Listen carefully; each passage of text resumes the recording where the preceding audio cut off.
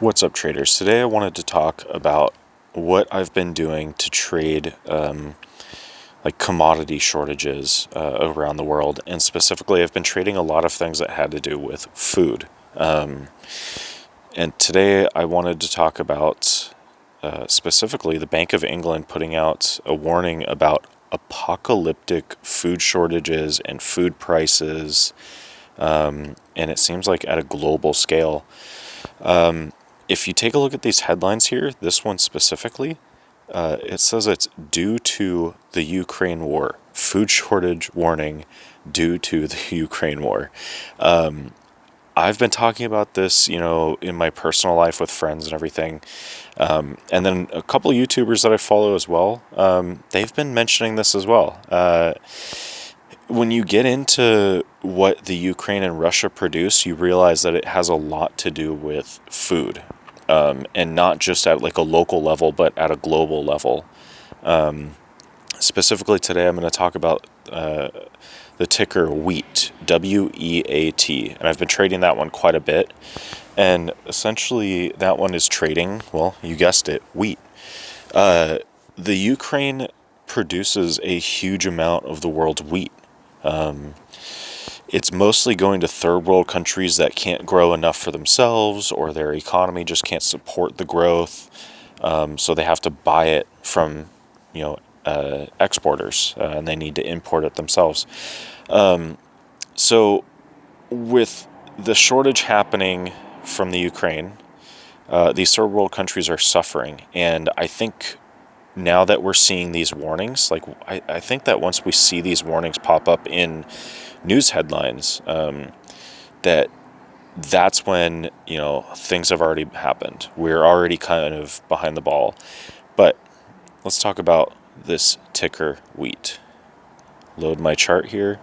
So essentially, I've been trading this one as it goes up and as it goes down. And specifically, I started buying this one back, I think, when it was still about $9. Yeah, I bought it way back here, back in February, when I noticed that, hey, the Ukraine produces a lot of wheat. There's a war there. There's going to probably be food shortages. Started trading oil. I started trading other food, and I'll go over those in other videos as well. But so specifically this ticker, what I'm going to be looking at, readjust this line here. There we go. Specifically what I'm looking at with this one is I want to see it kind of bounce these three lines here. This orange 1171, this green 1182, and this upper yellow 1190. I want to see it kind of just consolidate in there and trade sideways maybe a little, because when we start looking at like the RSI, for example, on the daily, it's going to come back down. It's got to cool off. It's been running hot for wheat. This kind of pricing is hot. It typically runs anywhere from $8 to $10. It usually trades around $9. The MACD is also kind of crossing over. And really, for my confirmation with this trade, I'm going to be looking at the 4-hour chart.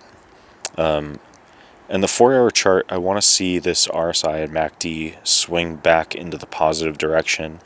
As we can see on the 4-hour chart, we are trading between these three lines still. And like I said, I want to see it consolidate and trade sideways here for a little bit, just to kind of build a little more support.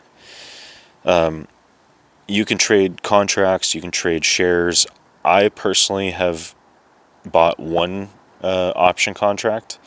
It's a $14 call with a good amount of expiration time, because this one doesn't trade very quick, but when it does kind of trade in that direction, it does happen quick.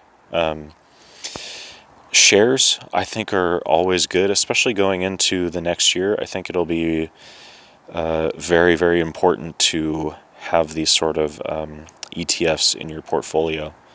But anyway, trade safe, prepare yourself for, food shortages. Good luck.